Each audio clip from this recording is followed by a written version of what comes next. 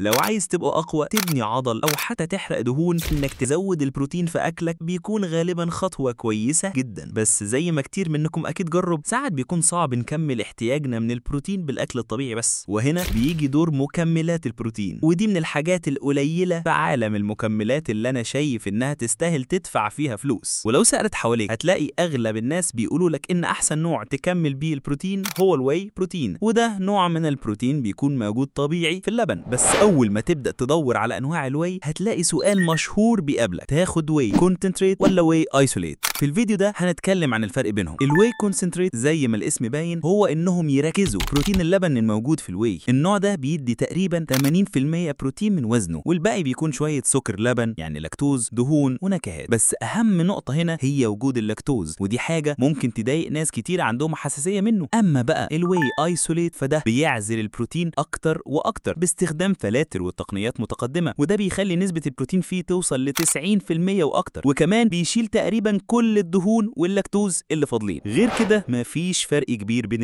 الاتنين فيهم نفس الاحماض الامينيه، وسهل الجسم يمتصهم ويهضمهم. الاتنين كمان فيهم مواد مفيده للصحه زي الاميونوجلوبولين واللاكتوفيرين. من ناحيه التمرين الاتنين بيساعدوا في الاستشفاء العضلي، ومفيش دليل بيقول ان واحد فيهم احسن من التاني. اما من ناحيه شكل الجسم وتكوينه فللاسف مفيش دراسات كتير بتقارن بين الاتنين بشكل مباشر. اللي موجود هو دراسات على كل نوع لوحده مقارنه باكل تاني بنفس عدد السعرات، والنتيجه ايه؟ الاتنين بيأدوا نفس الاداء تقريبا. يعني في الاخر هو بروتين وخلاص. اللي يفرق بجد هو كميه البروتين اللي بتدخلها لجسمك، سواء من واي كونسنتريت او ايسوليت او حتى من الاكل. في مراجعه علميه نزلت في 2019 بصت على 8 دراسات مختلفه، ولقوا ان في خساره الدهون الواي كونسنتريت كان ليه افضليه بسيطه. بس الباحثين قالوا ان الدراسات دي فيها مشاكل، يعني ممكن النتائج تكون مش دقيقه. نرجع بقى للسؤال الاساسي: تاخد واي كونسنتريت ولا ايسوليت؟ لما نبص على الصوره الكبيره الواي كونسنتريت هيكون مناسب لمعظم الناس، بيقدم لك نفس الفوائد تقريبا من ناحيه العضل والاستشفاء، وممكن كمان يساعد اكتر شويه في خساره الدهون. والاهم من كل ده انه ارخص في السعر. بس في حالات معينه الواي ايسوليت بيكون انسب، زي لو عندك مشكله مع اللاكتوز الايسوليت بيكون فيه لاكتوز قليل جدا او مفيش. وكمان لو انت رياضي وبتحسب كل جرام بروتين بالظبط الايسوليت بيدي بروتين اكتر في الجرعه. بس خد بالك الفروق دي بسيطه وهتدفع اكتر علشانها. انما لو انت مش من الفئات دي الكونسنتريت هيعمل شغل ممتاز. قول لي بقى انت بتفضل انهي نوع؟ ابعت لي رايك في الكومنتات، ولو عجبك الفيديو اديله لايك كبير بحجم الواي، وشاركه مع صحابك اللي بيحبوا الكونسنتريت. اشترك في القناه علشان يوصلك فيديوهات تانية عن الفتنس، وزي ما دايما بقول سلام.